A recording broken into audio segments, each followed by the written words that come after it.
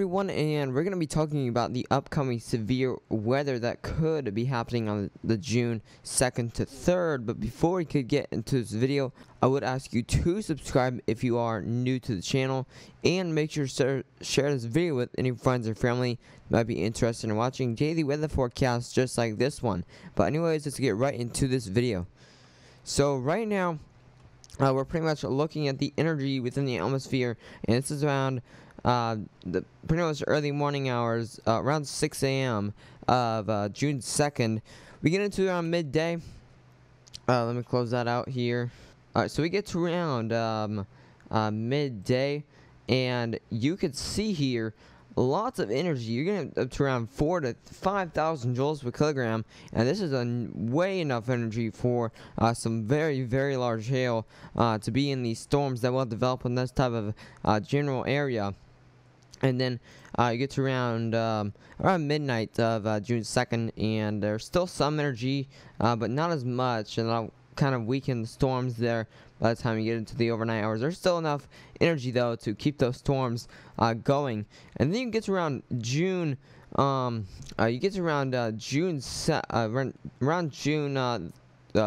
3rd, and you could just see here, or on June 2nd as well. The last one was June 1st, but you're seeing around 5,000 joules per kilogram, and this is almost even 6,000 in some places. So this is across the Great Plains and Midwest. So this could be some significant severe weather, especially the hail threat. So that's going to be very big for this type of region here.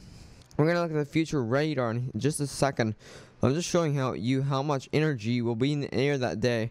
It's just really a bunch of energy. You get to around 6 a.m. the next day, and there's still some energy there, but that's definitely enough to keep those thunderstorms going by then. But you get into even June 3rd here, and lots of energy again. Once again, 5,000 joules per kilogram, right there, kind of the Kansas City area. And then you get to around midnight of June 3rd, or on June 4th, and there's pretty much no energy left. There's still some energy, but not as much energy. And once again, on June 4th, still a bunch of energy, not as much as the other days, but there's still a bunch of energy to prompt a pretty big hail threat as well with those. So this is going to be a huge multi-day threat for just starting into June. So definitely we're going to have to watch out for those. The SPC, well, the Storm Prediction Center hasn't been talking about this yet, but here's we can look at the actual shear, the bulk shear. This is to tell if you gotta have enough shear for tornadoes here, and of course there isn't much shear in some places. There are some pockets that these storms could hit, and maybe some tornadic activity could happen with that. But there's not much shear that's gonna be within these storms here. But you get to around June 2nd, and there's still some pockets of shear there. There could definitely be a 5% or 10% risk of tornadoes, because just from that little shear across the Iowa and Nebraska border. And then that moves on east. There's still some shear there around the southern Wisconsin, northern Illinois area, even into Iowa. You still could have a tornado potential with those storms. And then you get to around June 4th, and there's still some pockets of shear within there. Not as much. So definitely June 4th couldn't be a big tornado day. But you get to around June 5th. So this is definitely not a big tornadic system, but definitely a big wind and hail threat is going to be with this. Here's the actual energy helicity index. So this is to tell if there's any spin within the atmosphere. And if you get to around June 1st, and I mean there's a lot of spin. You get to around 8 of you see the soundings here, and yeah, there's definitely a little bit of a tornado threat, marginal tornado within there. So definitely you could see some tornadoes within this system here. Probably not even a tornado outbreak, but you definitely could see a couple tornadoes. I mean, there's widespread spin, so Definitely could see a couple tornadoes out of the system, but I don't think it will be a tornado outbreak or anything. You get to around June 3rd, and there's still lots of spin, maybe even more spin. So definitely could see a big tornado threat throughout June 3rd. But pretty much that's it for the rest. There's still some tornado threat, but it's not as much as the other ones there. Now we can actually look at the future simulated radar, and I just want to show you the CFS model. It's also agreeing that this will a severe weather outbreak will happen across these regions here. All that CAPE is showing, even at getting up to around 5,000 CAPE. That's just a lot of CAPE that's gonna be within the system here.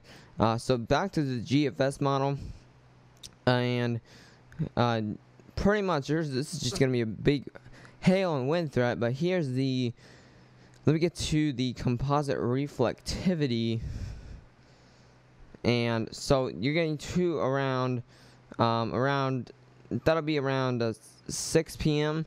of June 1st, and then you get to around midnight of June 1st, and there isn't really much showing up. But once you get to around June 2nd of 6 p.m., there you start to see these cells develop around that Dakotas, Minnesota, kind of that plains and Midwest area along that type of area there, and that forms into a kind of a cluster over the Iowa and Minnesota border. And then you get to around June 4th of 6 p.m. June 3rd of 6 p.m. That turns into still in a cluster of storms moving through the Midwest. This is definitely not going to be a line of storms, but definitely a large cluster.